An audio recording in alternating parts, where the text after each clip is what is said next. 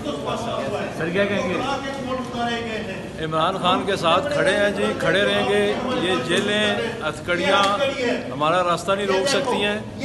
और अगर हमारा लीडर जेल में ईद गुजार सकता है, पूरा साल गुजार सकता है, तो हम हज़ारों ईदें गुजार सकते हैं, एक हजार ईद गुजार सकते हैं।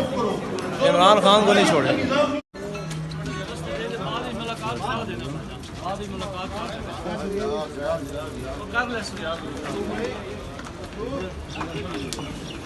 मुझे मैं मैसेज कर रहा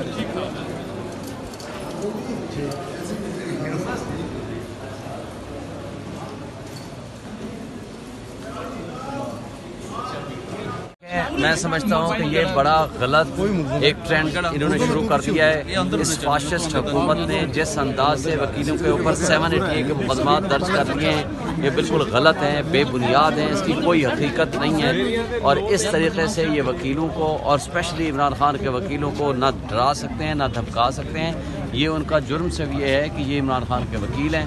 ये क्यों पीटीआई की तरफ से पेश होते हैं, दैट इज़ दी ओनली काज कि जिसकी वजह से आपको याद है जो खावर मलिका के साथ तारड़ का उसका जो पीएस है वो उनके साथ साथ आया हुआ था। और ये सारा जी अता और सारा ये करने वाला धंधा ये उन्हीं का ही ये कारनामा है।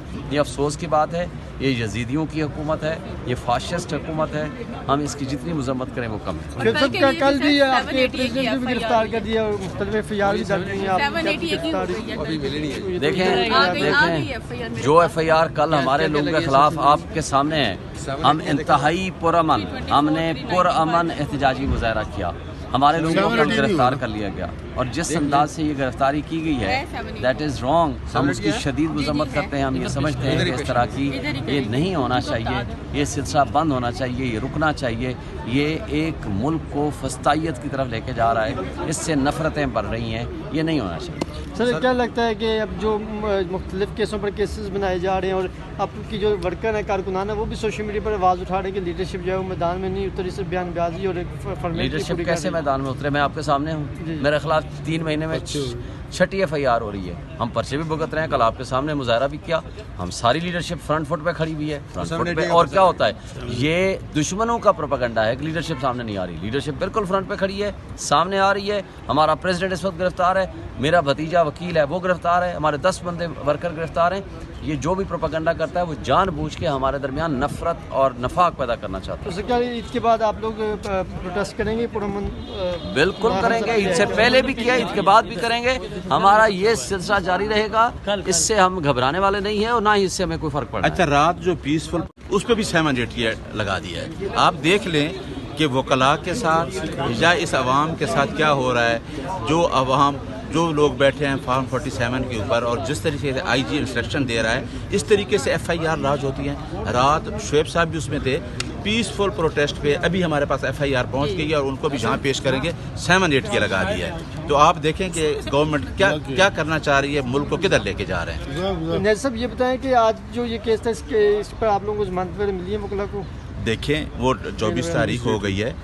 आपने देखा है कि 780 क्या अट्रैक्ट करता है। परसों भी जज साहब को हमने यही कहा था।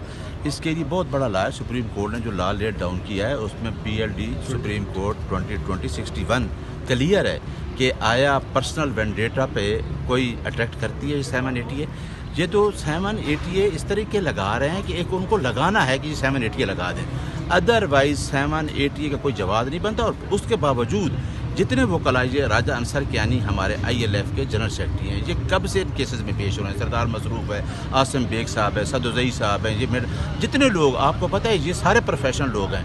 अब मकसद क्या था कि जो लोग इमरान खान की लीगल टीम है जो उनके केसेस को परसू कर रही है, अब उनको अटैक करना शुरू कर दिया। मैं कल खान साहब से मिलने गया जेल में, उन्होंने कहा कि ये बहुत मुश्किल वक्त है, अदलिया भी खड़ी होगी, इस्लामाबाद के जजेस। आपने कल chief justice high court Lahore का सुन लिया है, उसने क्या चीज़ें कही हैं। कल जो जज इंस्पेक्शन के लिए गया है वहाँ भी इमरान खान ने कहा है कि आप देख लें कि मुल्क को किस तरफ धकेला जा रहा है। हम वो लोग हैं जो आइन की बालादस्ती और कानून की हुक्मरानी की बात करते हैं, रूल ऑफ लॉ की बात करते हैं। इस वजह से ये रूल ऑफ लॉ की जो जंग है वही जीतेगी इंशाल्लाह। इमरान खान जीतेगा और उसकी टीम जीतेगी, 25 करोड़ आवाम जीतेगी। Thank you sir. मेहरबानी।